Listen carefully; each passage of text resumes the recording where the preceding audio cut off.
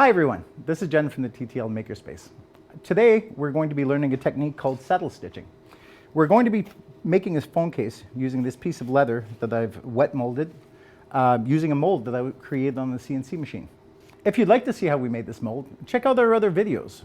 All right, for this part, we're going to need a steel ruler, of course the leather that we're using for the front of our case. We'll need a piece of material for the back of the case. As far as tools, we're going to need a set of diamond chisels. These are used to perforate the leather so our stitches can go in. We have some V-groove tools. These are going to allow us to create a groove in their leather. We have awls. Now, of course, they're the little ones that you can pick up from leatherworking kits. But I'm personally fond of the ones you get from hardware stores. These are much nicer to work with. You'll need an edging tool, and you will need an edge marking tool. Pro tip, there are a lot of different ways of cutting leather. You could use an X-Acto, you can use a utility knife, and this will get you a fairly clean cut. But personally, I like to use shears. These are for sheet metal, but they will allow you to be able to do the most intricate cuts with the greatest of ease. As well as the mentioned tools, we'll also need a few products. One of them being a leather dye. These come in a variety of different colors. These will allow us to reapply finish over the outside. This is the finish. These come in a variety of finishes from high gloss to matte. And we will need some contact cement. The contact cement is so that we can glue our two pieces together temporarily long enough for us to get our stitches in. The last product would be a burnishing compound. This is going to allow us to seal the edges of the leather before we can put our dye on. You will also need a pair of gloves to stop your hands from getting dyed, and a cutting board that you don't care about since we will be hammering into it. During the wet molding, I used 8-ounce leather. You can use the thinner leather, but the thinner leather is not going to hold its shape. 8-ounce leather is used because during the molding process, as the leather is stretched around the mold, the surface of the leather has a tendency of getting destroyed. This is a grooving tool. This is going to allow me to follow along the edge of the leather and leave a groove where I'm planning on placing my stitch. Now, this is adjustable, so you can pick how far from the edge of the leather your groove will be. Now, I'm not trying to go all the way in. I'm simply trying to leave an impression, a line for me to follow using this V-grooving tool. This V-grooving tool will allow me to go through that path and clear out that material. Pro tip, practice. Don't use the nice piece of leather that you want to make your phone case out of. Practice on a piece of scrap that you don't care about. Within a couple of minutes, you should get it down. When you have a nice, perfect groove, you'll be ready to start working on your phone case. Also, make sure that your groove does not go all the way to the edge of your case. If you want your stitch to end near the edge of the end of your leather, you will want to make sure that it stops short. Now, the reason we put a V-groove in the leather is so the stitches sits inside that groove. By not having it stick out, it stops it from being able to get friction or wear off. All right, next, we're going to need to temporarily attach the front and back together so that we can apply our saddle stitch. For this part, you're going to want to use a contact cement. Contact cement needs to be applied to both sides. So I'm going to deposit a very, very controlled amount. Now, you want to make sure that you don't get any contact cement on the surface of your leather. Otherwise, it will affect the finish. So once I apply, conservative amount. Now, the glue is only there to hold the leather together while you're applying your stitches. So this is not what's going to hold your piece of leather together. So you don't need to use a lot. What you do need to make sure, though, is that you apply to both sides. So I've applied some to this side, and now I'm going to figure out where I need to apply it here. And like I said, sparingly. You want to make sure you don't get any glue on the inside of your case. Otherwise, you'll never get your phone out. And now we apply the two layers together. And keep in mind, as soon as they touch, they will be cemented together. So you will not be able to slide it back and forth. Make sure that you're accurate in this part. Press down. I'm going to trim the excess leather off. Of course, I'll make sure that's perfect a little bit later when I'm finishing the edges, but for now, this will make it a little bit easier to handle.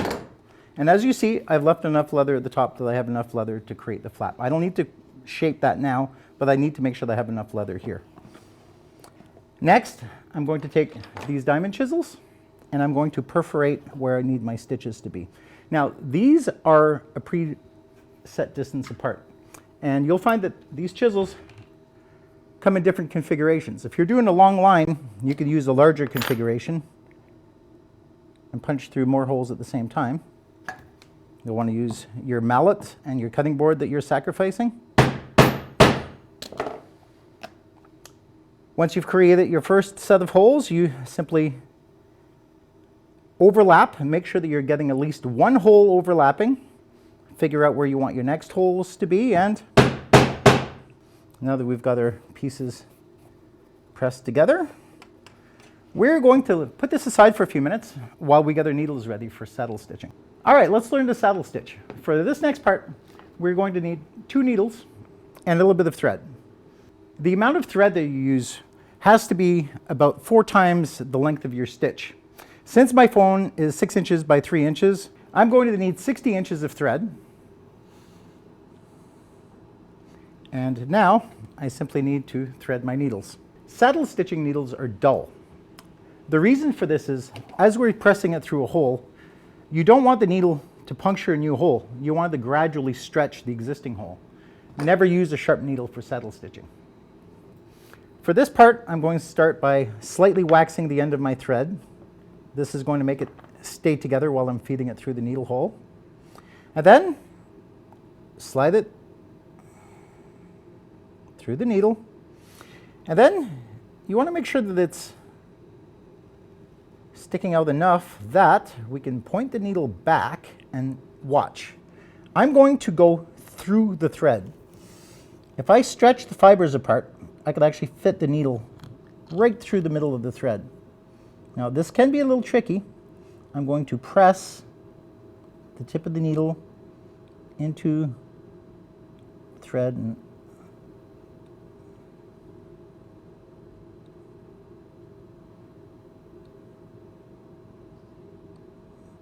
see, I've got it and went through.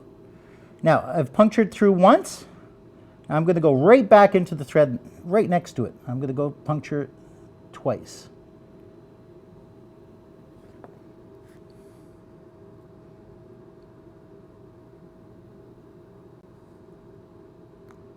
Now, once I've gone through the thread twice, you can see that I'm going to take the long part of the thread and I'm simply going to pull the needle through so that it goes through both layers, and watch. What we've got here is a nice solidly threaded needle. Now we're going to repeat the same thing on the other side. Saddle stitching requires 2 needles. Insert this one in here. Fold it over a little bit, and now go through twice. Once,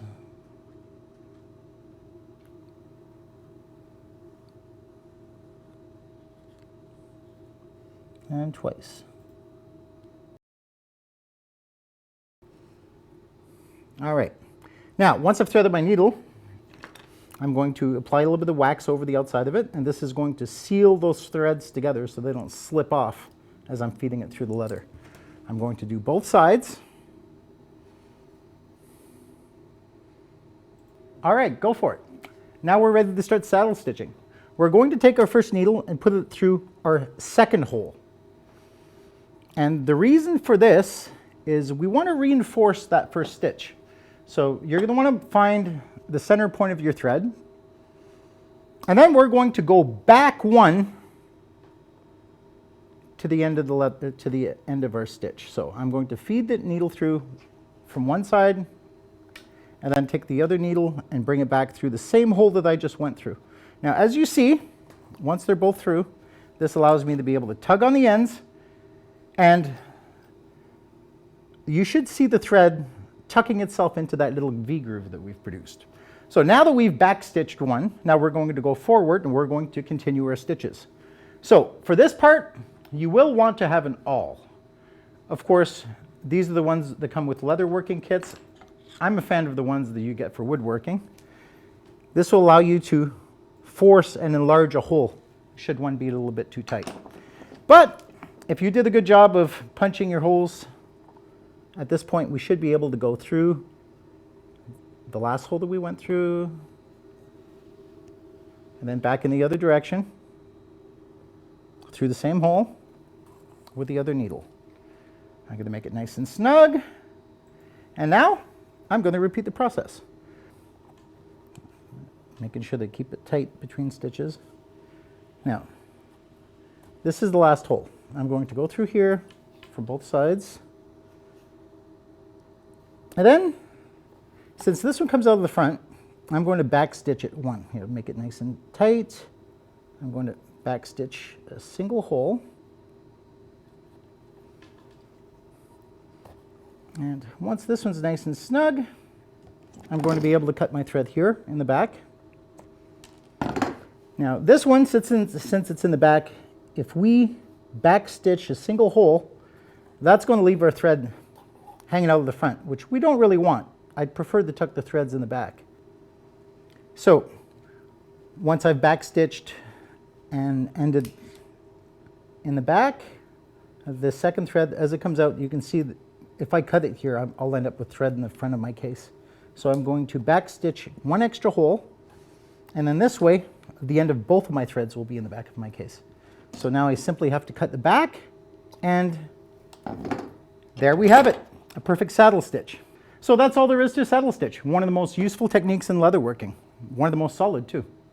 Now, if you want to learn how to finish this, follow our future videos. We'll show you how to apply the fasteners, how to put the dye on it, as well as embellish it using a laser cutter.